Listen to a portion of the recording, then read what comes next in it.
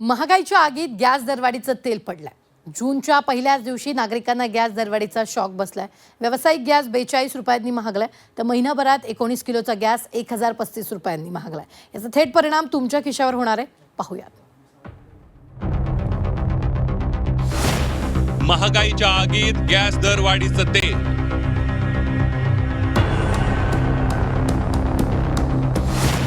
Petrol diesel नंतर LPG दराचा फटका।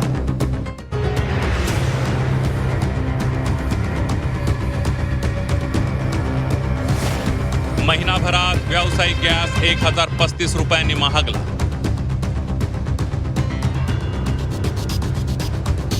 पेट्रोल डिझेल पाठोपाठ देशवासियांना आता गॅस दरवाढीचा शॉक बसलाय।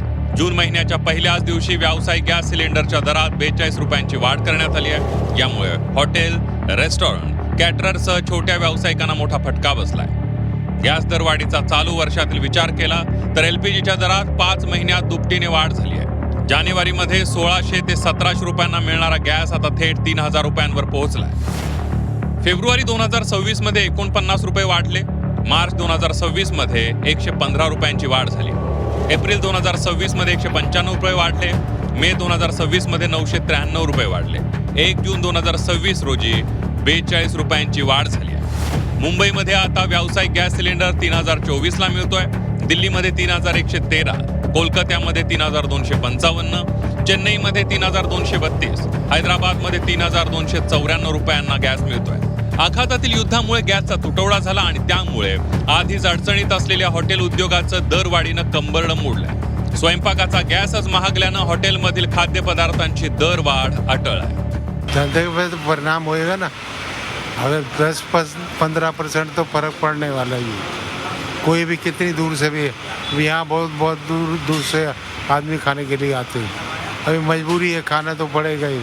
हर चीज़ महंगी हो रही है, सस्ता तो कुछ हो नहीं रहा है। ऐसे बढ़ेंगे तो बढ़ाने पड़ेंगे ना, 10-20% तो बढ़ाना पड़ेगा ना हमको भी। अभी इसी सेक्शन है, वहाँ कस्टमर जाता नहीं है क्यों, वहाँ रेट जास्ती है तो इधर ही एडजस्ट करते हैं। आता एक मिळतं खायला, अजून 1-2 आठवड्यानंतर महाग झाल्यानंतर शक्य नाही आहे। म्हणजे नॉर्मल रोज जसं आम्ही रोज नाश्ता करतो इकडे बसून, तसं रोज करता येणार नाही। मग काय वाटतं, जो कामगार वर्ग मुंबईमध्ये अशा हॉटेलवरती अवलंबून आहे आणि सर्वसामान्य नागरिक यांच्यासाठी मोठा फटका आहे? खूप फटका पडला आहे। छोटे छोटे स्मॉलवाले जेवढे उद्योगधंदे आहेत, जे 1-2 लेबरवरती करतात, भरपूर जणांनी दुकानं बंद करून ठेवलेले आहेत, कारण की परवडत नसल्यामुळे। इंधन दरवाढीवरून विरोधकांनी सरकारवर हल्लाबोल केला। तसंच लवकरच वाढत्या महागाई विरोधात आंदोलन करणार असल्याचंही त्यांनी सांगितलं। कमर्शियल बढ़ जाएगा तो महंगे पे उसका असर होगा, इंडस्ट्री पे इसका असर होगा, होटल्स में जो है उसमें उसका असर होगा। सब होटल्स वाले अपना रेट बढ़ा देंगे, छोटा मोटा व्यवसाय है वो मर जाएगा। तो ये मारने के लिए इसने पहले तैयारी कर चुके हैं। ये जिस तरह से रेट बढ़ा रहे इसका भी बढ़ा देंगे। अभी डोमेस्टिक का भी रेट बढ़ाने वाले हैं। पहले व्यापारी का बढ़ाते, फिर वो डोमेस्टिक का बढ़ाते।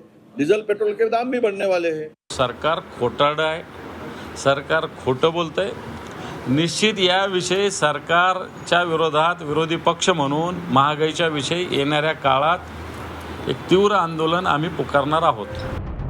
गॅस सिलेंडरच्या दरातील वाढीचा फटका थेट सामान्यांना बसणार आहे। व्यावसायिक गॅस महागल्यानं पर्यायानं हॉटेलिंगही महागणार आहे। सोबतच याचा थेट फटका लग्न सराईला बसू लागलाय। गॅसची बचत करण्यासाठी लग्नाच्या जेवणातील पुरी, कटलेट यासारखे तळलेले पदार्थ चक्क हद्दपार होऊ लागले। ब्युरो रिपोर्ट, झी 24 तास, मुंबई।